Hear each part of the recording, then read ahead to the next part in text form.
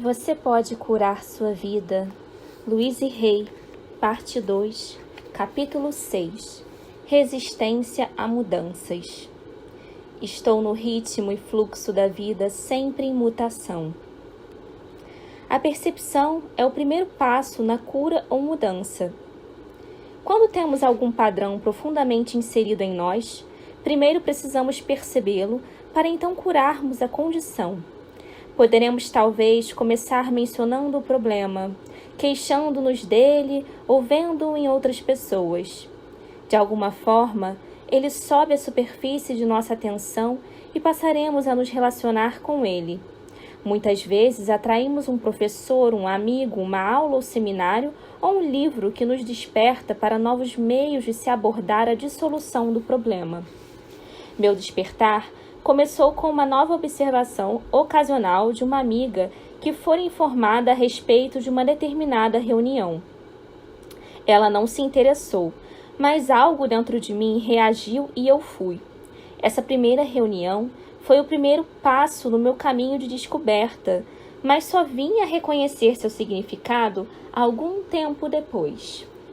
Frequentemente, nossa reação a essa primeira etapa é pensar que a abordagem é tola ou não faz nenhum sentido. E possível que pareça fácil demais ou inaceitável para nosso modo de pensar. Não queremos usá-la. Nossa resistência fica muito forte. Podemos até sentir raiva da ideia de aceitar essa abordagem.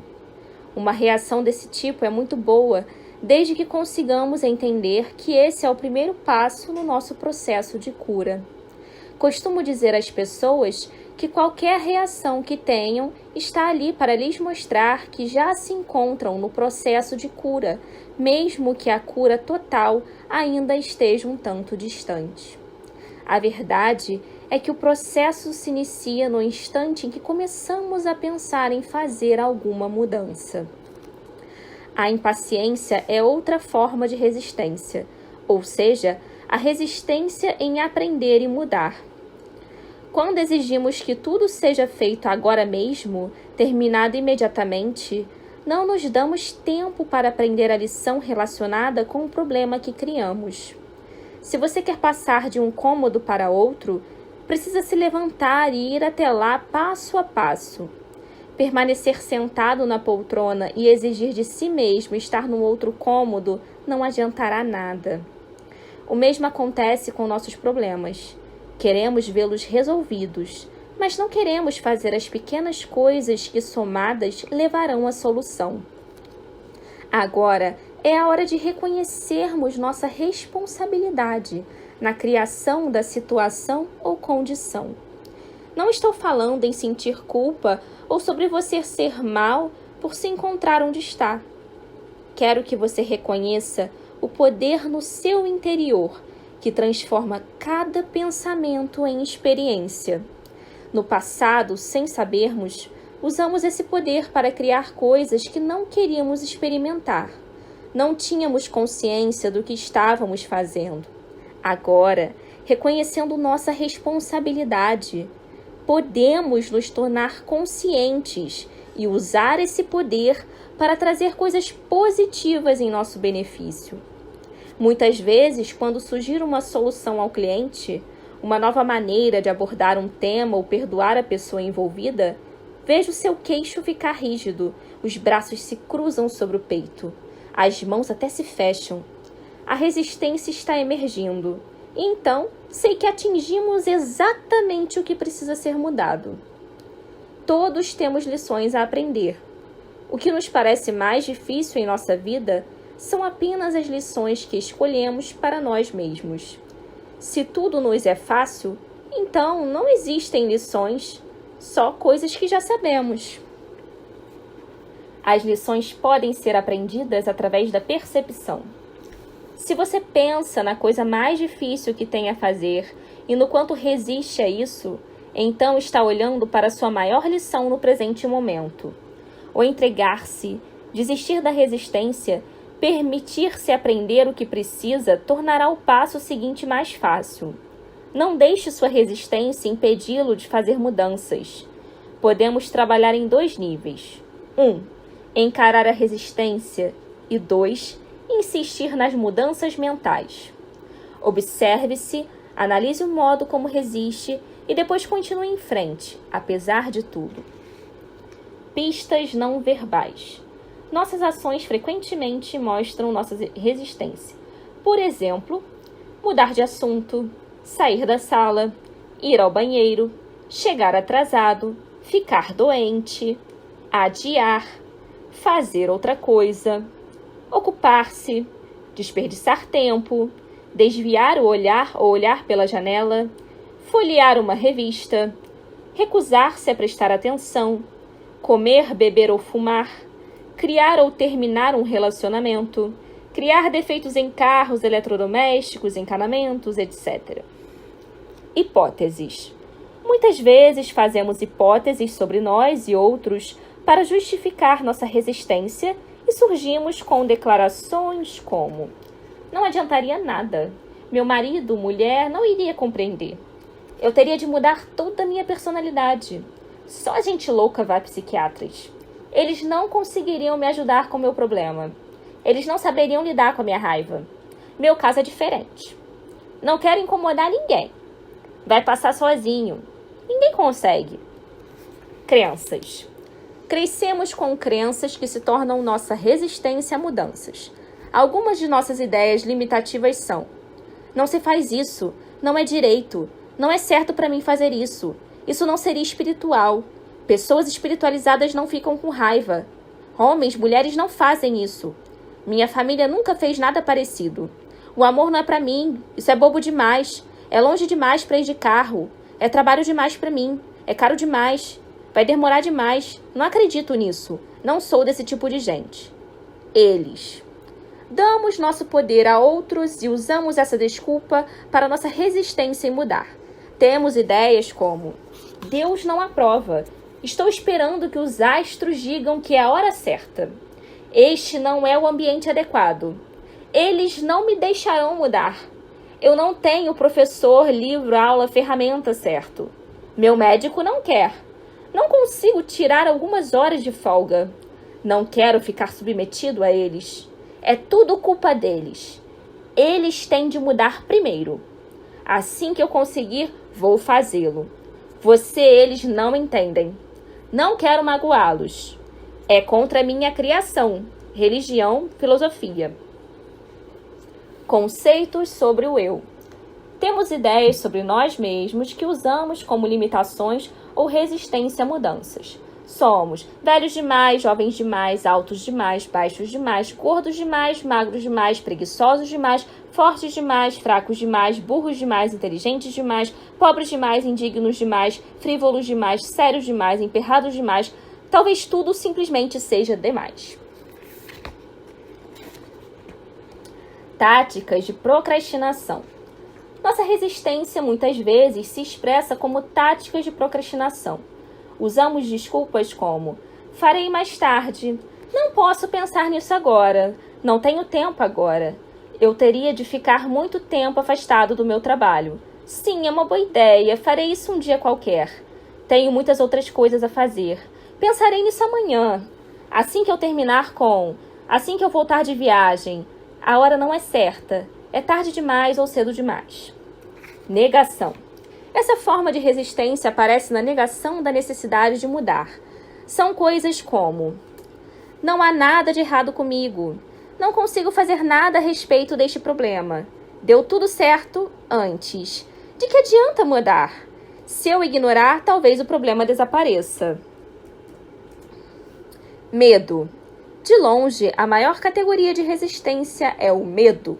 Medo do desconhecido. Ouçam estas: ainda não estou pronto. Posso falhar. Eles poderão me rejeitar. O que os vizinhos vão pensar? Não quero abrir essa lata de vermes. Estou com medo de contar ao meu marido ou mulher. Não sei o bastante. Poderei me magoar. Posso precisar mudar demais. Talvez fique muito caro. Prefiro morrer primeiro ou me divorciar primeiro. Não quero que ninguém saiba que tenho um problema. Tenho medo de expressar meus sentimentos. Não quero conversar sobre isso. Não tenho a energia necessária. Quem sabe onde irei terminar? Posso perder minha liberdade. É difícil demais. Não tenho dinheiro agora. Posso machucar minhas costas. Eu não seria perfeito. Eu poderia perder meus amigos. Não confio em ninguém. Isso poderia prejudicar minha imagem. Não sou bom o bastante. E a lista continua, interminável. Você reconheceu algumas dessas formas como as que você usa para resistir? Procure resistências nos seguintes exemplos. Uma cliente veio me procurar porque sentia muitas dores. Havia fraturado as costelas, o pescoço e o joelho em 3 diferentes acidentes de automóvel. Chegou atrasada para a consulta porque se perdeu, ficou presa num congestionamento. Foi fácil para ela me contar todos os seus problemas, mas no instante em que eu disse, vamos conversar um pouco, todos os tipos de interrupção começaram a acontecer. Suas lentes de contato passaram a perturbá-la. Ela quis sentar-se numa outra poltrona, precisou ir ao banheiro, depois as lentes tiveram de ser retiradas. Não consegui prender sua atenção pelo resto da sessão. Foi tudo resistência. Minha cliente ainda não estava pronta para soltar tudo e se curar. Descobri que sua irmã também havia fraturado as costelas 2 vezes e que o mesmo acontecera com sua mãe. Outro cliente meu era ator, um mímico, artista de rua, com grande talento. Vangloriava-se de sua esperteza em fraudar os outros, especialmente instituições. Sabia como se safar de quase tudo, no entanto, não lucrava nada com isso. Estava sempre sem dinheiro, pelo menos com um mês de aluguel atrasado e sem telefone por falta de pagamento. Suas roupas eram puídas, o trabalho esporádico, tinha todos os tipos de dor no corpo e sua vida amorosa era uma droga.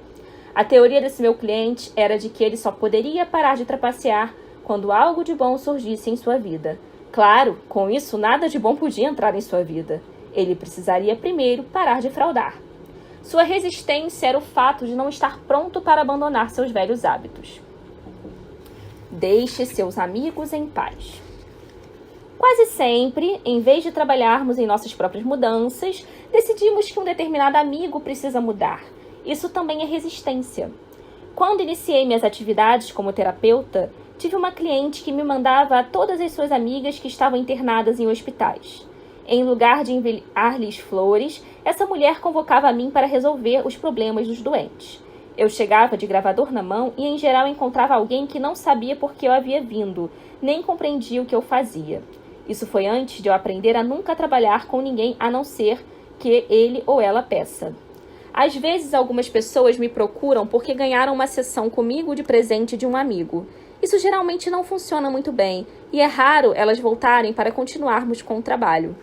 Quando algo dá certo para nós, geralmente queremos compartilhá-lo com outros, mas talvez eles não estejam prontos para fazer uma mudança naquele ponto do tempo e do espaço. Já é difícil mudar quando queremos, e tentar fazer alguém mudar quando não quer é simplesmente impossível e pode estragar uma boa amizade. Eu forço meus clientes porque eles me procuram. Quanto aos meus amigos, deixo-os em paz. Trabalho com o espelho. Os espelhos refletem nossas sensações sobre nós mesmos. Mostramos-nos com clareza que áreas precisam ser modificadas se quisermos uma vida plena e alegre. Peço às pessoas para olharem dentro de seus olhos e dizerem algo de positivo para elas mesmas sempre que passarem por um espelho. O modo mais poderoso de se fazer as afirmações é olhando no espelho e falando-as em voz alta. Há uma percepção imediata da resistência e assim pode-se superá-la mais rapidamente. É bom você ter um espelho à mão enquanto lê este livro. Use-o com frequência para repetir as afirmações e para verificar onde você está resistindo e onde está aberto, deixando-se fluir. Agora olhe para o espelho e diga a si mesmo: estou disposto a mudar. Note como se sente. Se estiver hesitante, resistente ou simplesmente não quer mudar, pergunte-se por quê. A que velha crença você está se agarrando? Lembre-se, não é hora de se censurar. Só preste atenção ao que está acontecendo e que crença sobe à superfície. Essa é a que tem lhe causado tantas complicações.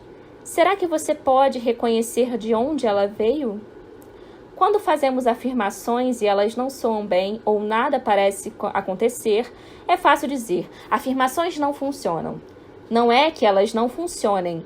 O fato é que precisamos de mais uma etapa antes de começarmos a fazê-las.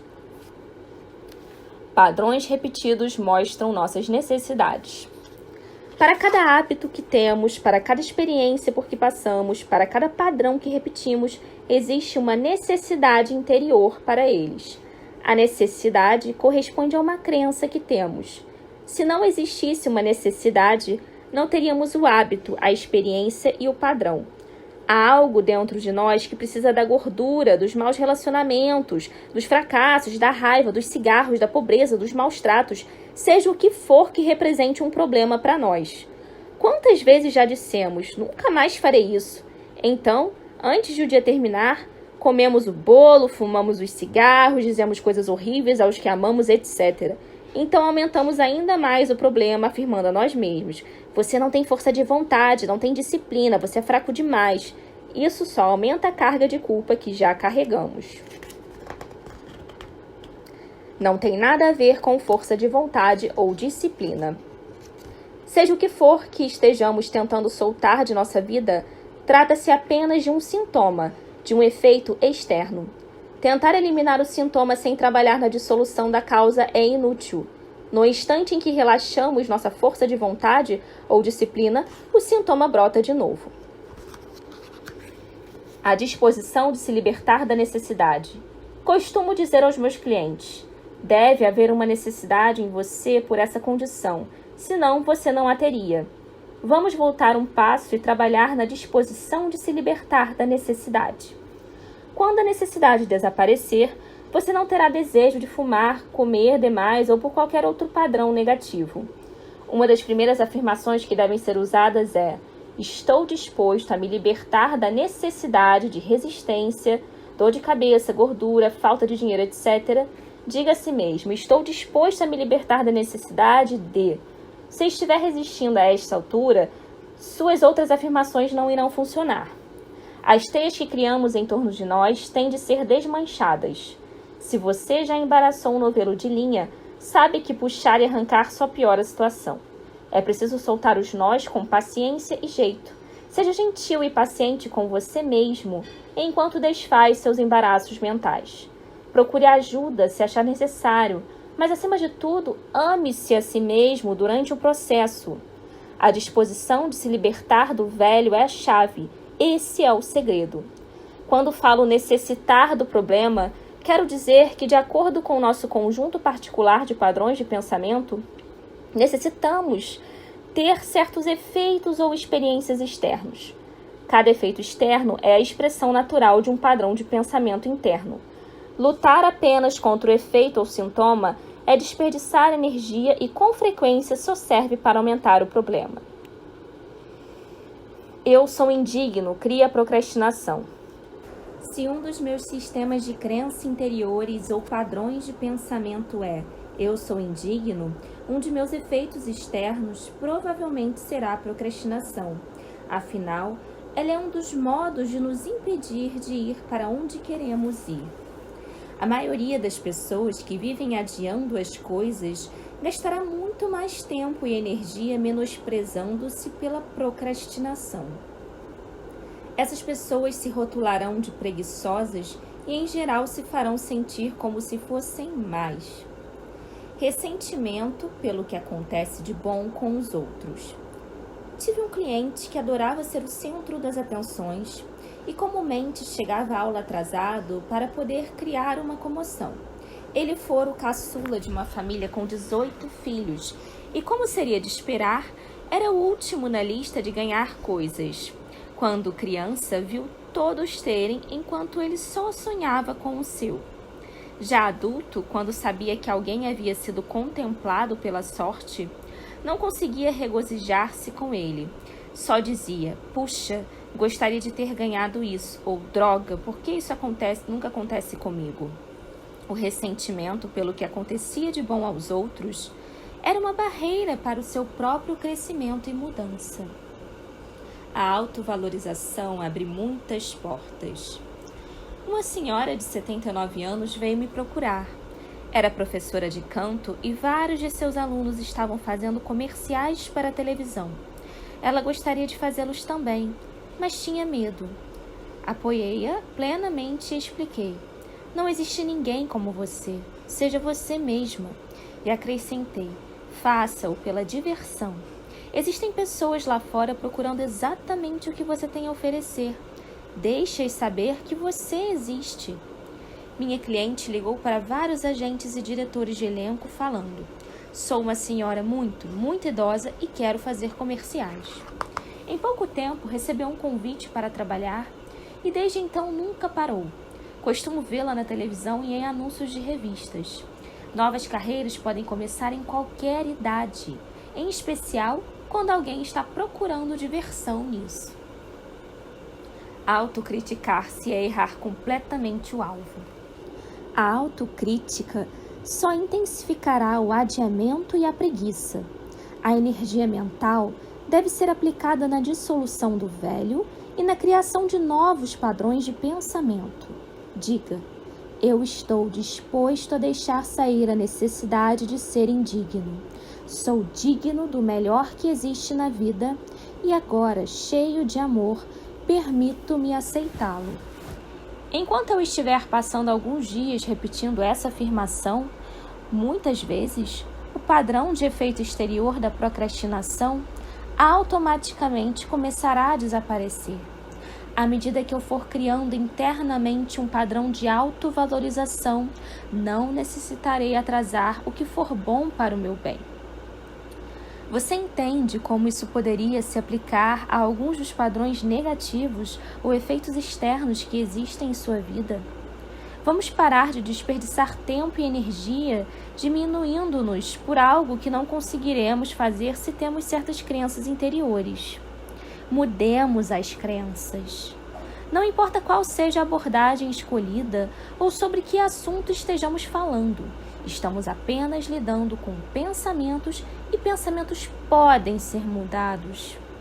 Quando queremos mudar uma condição, precisamos dizer: estou disposto a abandonar o padrão dentro de mim que está criando esta condição. Diga a si mesmo, isso a si mesmo muitas e muitas vezes, sempre que pensar no seu problema ou doença. No minuto em que fizer essa afirmação, você sairá da categoria de vítima. Você não é mais impotente, está reconhecendo o seu próprio poder.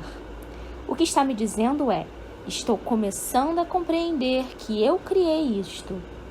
Agora pego o meu poder de volta. Vou soltar essa velha ideia e deixá-la ir. Autocrítica. Tenho uma cliente que é capaz de comer meio quilo de manteiga e tudo mais que encontra quando não consegue suportar seus próprios pensamentos negativos. No dia seguinte, fica enraivecida com seu corpo porque ele é gordo. Quando ela era menina, costumava ficar andando em volta da mesa de jantar depois que todos terminavam, comendo os restos e a manteiga, às vezes quase um tablete inteiro. A família ria e achava engraçadinho. Essa era praticamente a única aprovação que minha cliente recebia dos seus. Quando você se repreende, quando se menospreza, quando se dá uma sova, a quem acha que está maltratando? Quase toda a nossa programação, tanto positiva quanto negativa, foi aceita por nós quando tínhamos 3 anos de idade. Nossas experiências, desde então, estão baseadas naquilo que aceitamos e acreditamos sobre nós mesmos e sobre a vida naquela época. O modo como fomos tratados quando pequeninos geralmente é o modo como nos tratamos agora. A pessoa que você está maltratando é a criança de 3 anos no seu interior. Se você é uma pessoa que fica com raiva de si mesma por ser medrosa e assustada, pense em si como uma criança de 3 anos. Se você visse à sua frente uma criança de 3 anos, cheia de medo, o que faria? Ficaria bravo com ela? Ou estenderia os braços para confortá-la até ela se sentir segura e tranquila? Talvez os adultos que viviam à sua volta quando você era criança não soubesse como confortá-lo na época. Mas agora, você é o adulto em sua vida. E se não está confortando a criança no seu interior, trata-se de algo muito triste mesmo. O que foi feito no passado pertence ao passado e terminou. Mas este é o presente. E você agora tem a oportunidade de se tratar como quer ser tratado. Uma criança assustada precisa de carinho, não de repreensões. Ralhar consigo mesmo só o torna mais assustado. e não existe lugar para onde fugir. Quando a criança dentro de nós se sente insegura, ela cria um monte de problemas. Lembra-se de como era ser espezinhado quando você era criança? A sua criança interior sente exatamente o mesmo. Seja carinhoso consigo mesmo. Comece a se amar e se aprovar. É disso que aquela criancinha precisa para se expressar no seu potencial mais alto. Na infinidade da vida onde estou, tudo é perfeito, pleno e completo.